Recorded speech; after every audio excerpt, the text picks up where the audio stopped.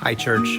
We're working feverishly to figure out how to do this body of Christ thing. On this particular weekend coming up, March 14th and 15th, we're still going to gather and worship together.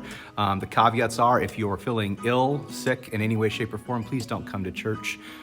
Stay home, recuperate, be well, get in touch with medical personnel if you need to do that.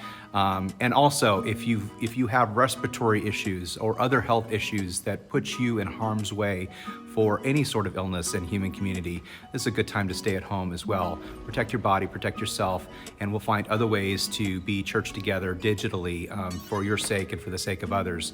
But for those of us who are going to gather this weekend, we're going to do a few things differently. Number one, we're not going to pass the peace the way that we have in the past. We've even been doing the funky chicken the past couple of weeks. The peaceful elbow, we're not going to do that. We're just going to flash the peace sign at each other, smile at each other, wave, bow, do whatever is comfortable for us. Passing of the peace is not an optional thing for us. It's a part of the Christian tradition that goes back almost 2,000 years. And so we're still going to greet each other with signs of peace. We're just not going to do it in ways that necessitate physical contact. That's the first thing. The second thing is we're not going to hold hands or even grab shoulders during the Lord's Prayer, as is our tradition here at Life. Again, just to protect ourselves from physical contact. The third thing we're not going to do traditionally is we're not going to pass the plates.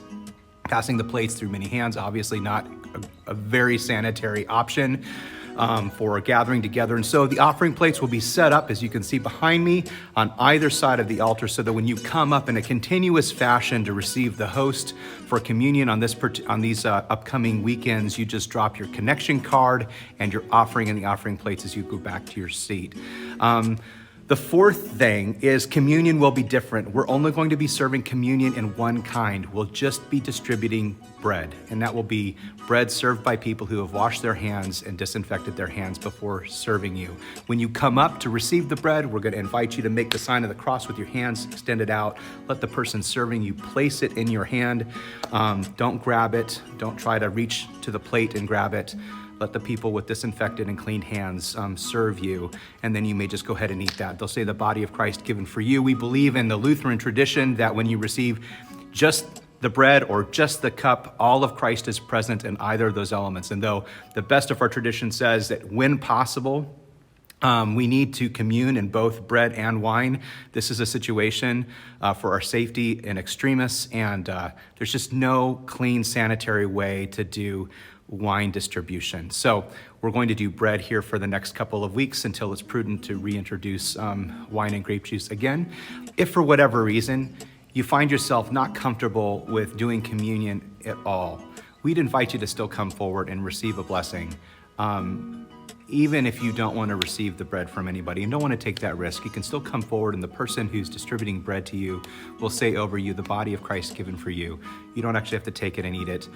The words spoken over you will still act upon you with power and blessing. Receive those blessings and just go back to your seat. So whether you feel comfortable taking just the bread for communion or don't feel comfortable doing communion in these times at all, regardless, come and be a part of Christian community and participate and receive the blessings of presence of community together and blessings of Christ spoken over you as we seek to encounter our God in very, very difficult times. Last but not least, it is entirely possible that we will need to shut down church buildings and regular meetings here for a couple of weeks. In that situation, we'll find other digital means to worship. For example, if you're not comfortable coming to worship this weekend, we already live broadcast on Facebook 517 service every week.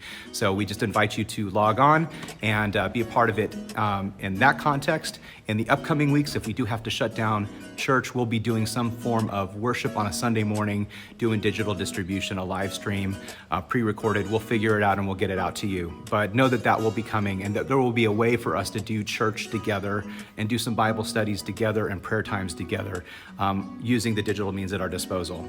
So we're working very, very hard to create a safe environment for all of us. We've changed our cleaning protocols around both of our campuses. On Sunday mornings, we're going to be raising up teams of people to go around and just wipe down surfaces throughout the morning, keeping our spaces as clean as possible. so that we can meet as long as possible until it just doesn't seem prudent to do that anymore. Thank you for being church together. Thank you for not being alarmist. Thank you for keeping your wits about you, for taking a pragmatic approach to this with us, and for being supportive as we figure out how to do this human community thing in the wake of COVID-19. Certainly, this is going to change our conversation about doing all sorts of things, and I hope that most of the changes that we're having to put in place here in the near term are temporary. But we'll visit those things as we need to so that we can continue to be church the way Jesus needs us to be church here for the sake of the world in this 21st century. Love you guys, and I look forward to seeing you all soon. Thank you.